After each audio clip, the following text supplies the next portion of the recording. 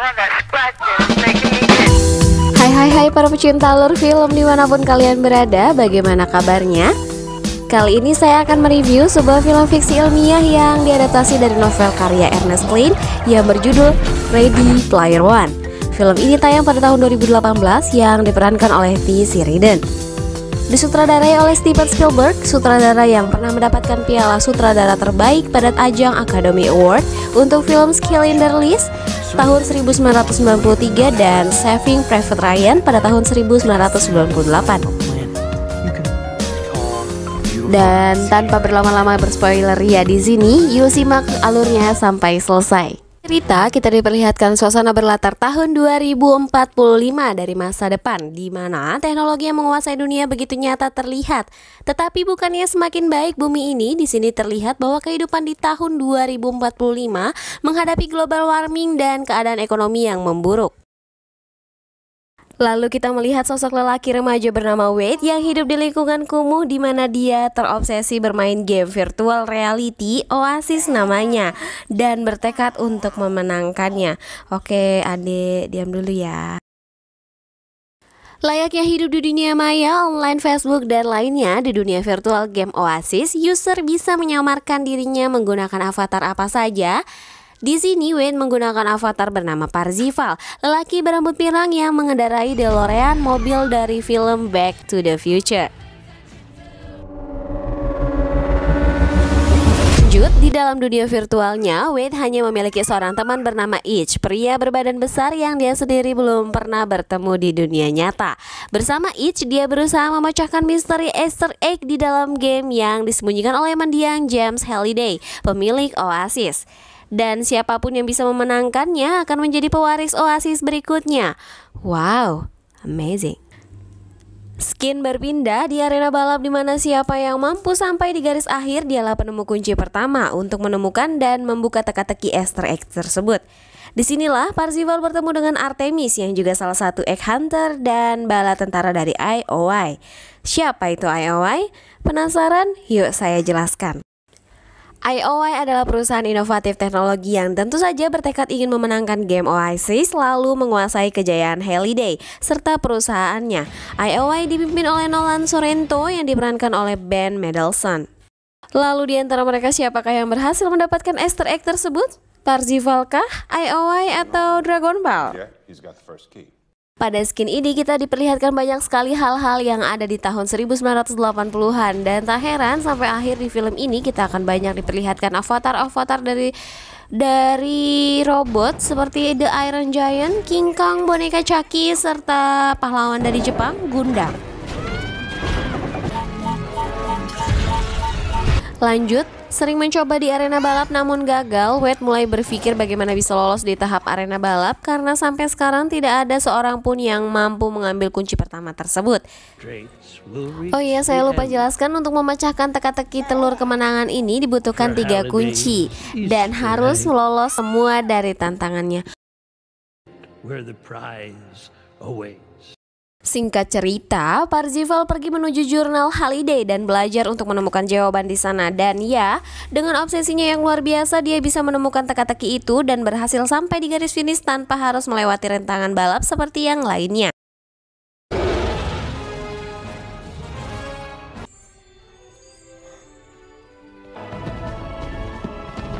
Selanjutnya langkah ini diikuti oleh Itch, Artemis, Daito, dan So. Sehingga merekalah yang mampu melanjutkan ke misi berikutnya karena sudah mempunyai kunci pertama.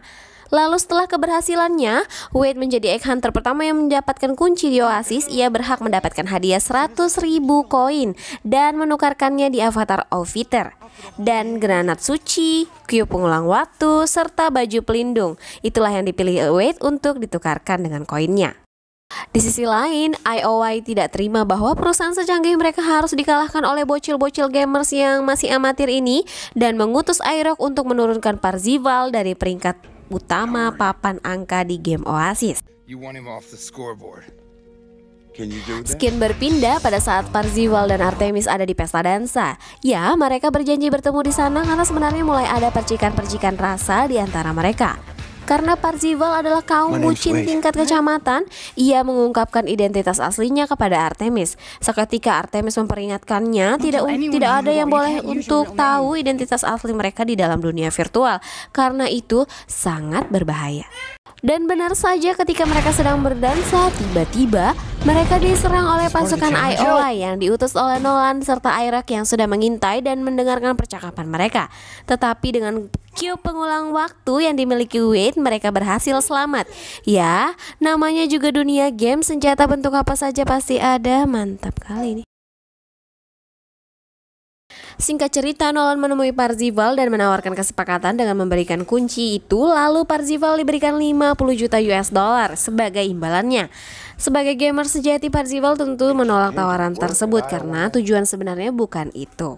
Nolan yang kesal lalu memusnahkan rumah kumuh Wade, di mana di sana terdapat bibinya, Alice namanya. Walaupun Wade sudah mencoba menghubungi Alice untuk pergi dari sana, namun bom sudah terlanjur diledakkan dan boom.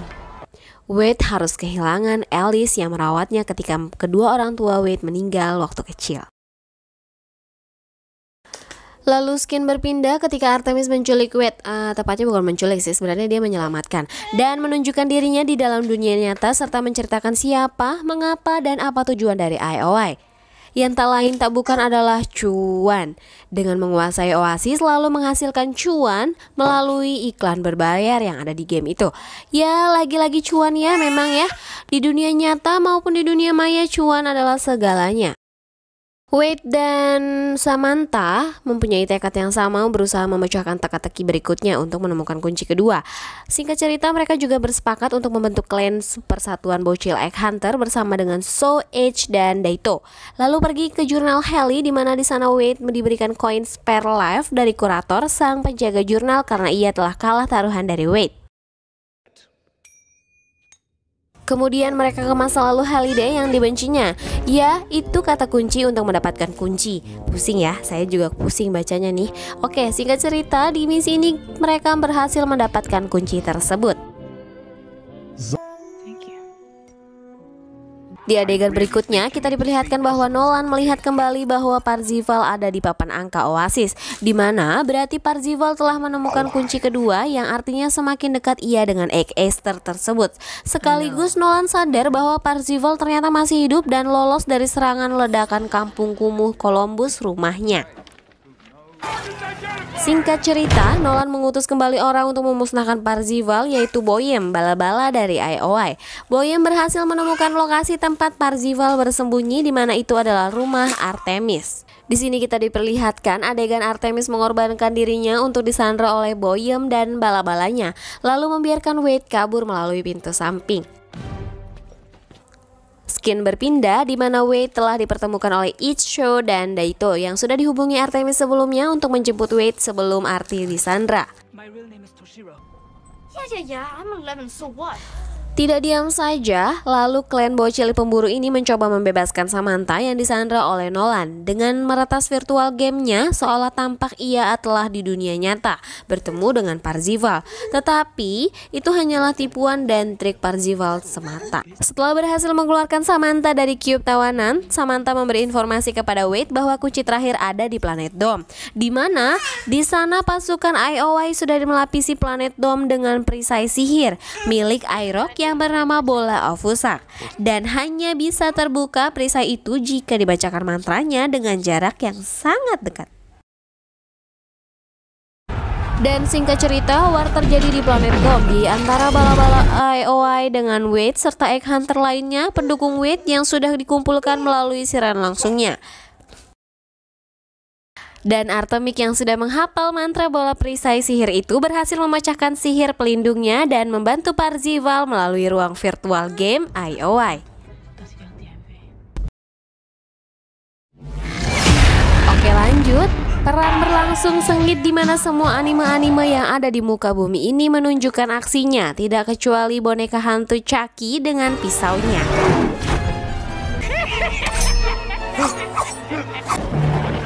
Dan Nolan yang mulai deg-degan nih langsung menggunakan avatar robot raksasanya yang ukurannya lebih besar dibanding The Iron Giant. Bertarung dengan sengit Mechagodzilla milik Nolan ini terkalahkan oleh Gundam milik Todd Zero, lalu finishing yang apik oleh Artemis dengan melemparkan bom tepat di depan muka Nolan. Setelah Mechagodzilla hancur, mereka menuju kastil dan ternyata di sana masih ada Airok yang memegang kontrol bom yang dipasang di jembatan masuk. Iron Giant harus mati di sini mengorbankan dirinya untuk membantu teman-temannya agar bisa menuju kastil.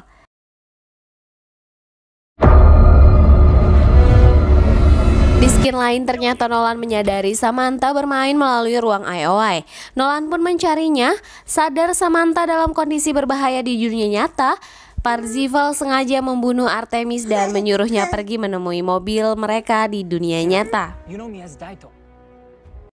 Dan di part-part akhir ini hanya tertinggal So dan Parzival. Mereka hendak mengakhiri game lalu dihadang oleh pasukan IOI. Kemudian dengan granat suci yang ia beli waktu itu, dengan sekali lemparan semua bala-bala IOI hancur seketika.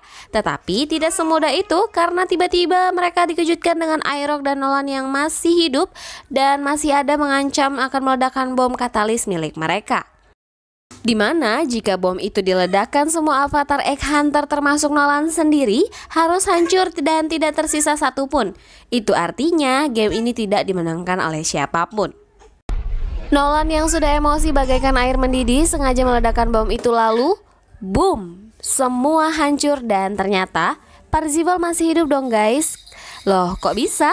Ya dia kebal atau gimana sih? Dan ternyata dia memiliki koin spare life yang diberikan oleh kurator. Ingatkan kalian waktu di skin di mereka ke jurnal holiday?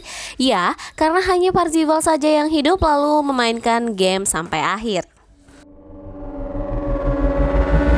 Kemudian Nolan di dunia nyata terkejut, ternyata bocil tahan banting ini masih hidup.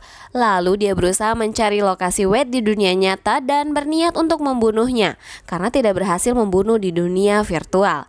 Singkat cerita, Parzival mendapatkan kunci terakhirnya dan ingin membuka gerbang telur rebutan itu. Tetapi tiba-tiba mobil mereka diseruduk oleh mobil Boyum dan Nolan yang hendak membunuh mereka nih. Tetapi dengan bantuan Egg Hunter di dunia nyata, Wade dan kawan-kawan berhasil selamat dan mendapatkan telur rebutan tersebut. Sedangkan Nolan dan Boyum harus berakhir di penjara. Di akhir cerita, kita diperlihatkan adegan di mana Morrow, sahabat dari Holiday, ternyata dia adalah kurator. Dan Wade menjadikannya sebagai konsultan di Oasis, serta Wade membagi kepemilikan Oasis dengan kliennya yaitu bocil-bocil pencari telur rebutan. Dan tamat, inilah cerita film The Player One.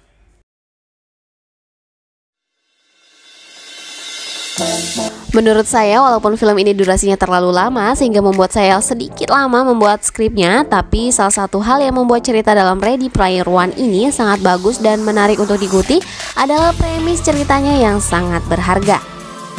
Di sini Steven Spielberg tampaknya mengetahui berbagai masalah nyata yang dihadapi banyak gamers di dunia. Salah satunya adalah kehidupan sosial mereka yang justru semakin terbelakang karena kemajuan teknologi.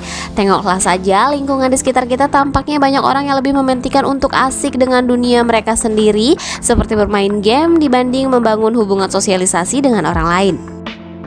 Dan kerennya lagi nih, film ini mampu memperlihatkan efek-efek dari sinar kehidupan sosial tersebut secara epik. Bila kalian memiliki seseorang teman yang no life, ajaklah ia untuk menyaksikan karya Steven Spielberg yang satu ini ya.